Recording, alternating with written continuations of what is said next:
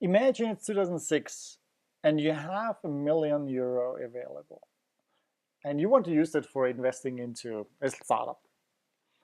And then comes the startup founder who asks you, hey, I have this idea where people can send each other 140 characters in a message. Invest in me. And you look at him and say, what a stupid idea. Well, you know that this became Twitter, which is a $20 billion company today. Um, what does it tell us? That we are actually doing a very, very bad job. We are bad at a couple of things: at evaluating soft skills, at identifying good ideas. Is this a good idea or not? 140 character messages platform. And that we're bad also in evaluating soft assets. So soft skills, brand, and ideas. These are all things where we are having troubles of grabbing them off. It's not palpable for us. It's very difficult to understand what's the value of that. But this is becoming more and more important. And we've seen that companies failed who were looking too much at their hard assets. For example, we heard it with Blockbuster. Blockbuster spent a lot of money in building out stores, and that was what they had in their books, in their balance sheets. Yeah, and then comes Netflix, and they have nearly nothing in their balance sheet because what they spend is money. They spend their energy and time and money into building up software that manages and distributes DVD through mail. The same Borders, the bookstore. Yeah. Also, they spend a lot of money in building out these stores and having that. And then comes a company such as Amazon and sells it online, or Kindle, or the iPad, and you read it digital and you don't need a printed version anymore. One of the big issues here is, of course, that we are not being taught about how to evaluate soft assets. At universities, and also a legal requirement of how you report on soft assets and hard assets, they are only having hard assets in there. You're not having a brand value in your books. You're not having often the price of software that is developed in-house put into that thing. And the skills of people that you have, it's also something that you never really put in with figures in that. So the focus of investors, the focus of management is and stays on hard assets. So we need to think about that, because the soft skills of today are the hard skills of tomorrow. We realized that latest than when Apple became the most valuable company in the world.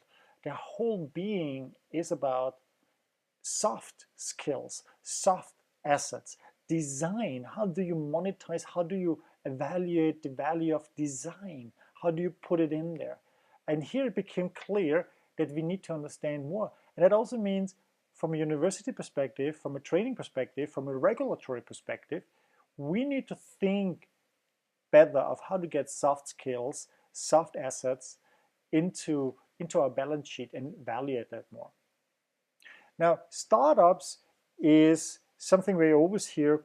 Looking at startups, startups basically are things that are outside, they're coming, what is a startup actually? A startup is something that doesn't know what the product or service is that they have, they don't know who the customers are, and they don't know how to make money with that. And of course, they're testing out new things. Everyone started out as a startup once. And that's why also many fail. So there is this kind of rumor and this kind of notion that 9 out of 10 startups fail. How true is that?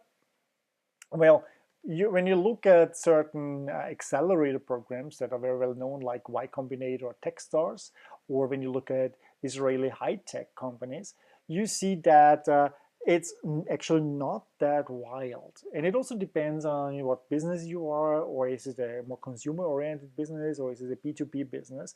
So the numbers are a bit more encouraging, but also you have to see that those startups that go through Y Combinator or Techstars, that they are being screened already. They're weeding out those startups that have no chance at all.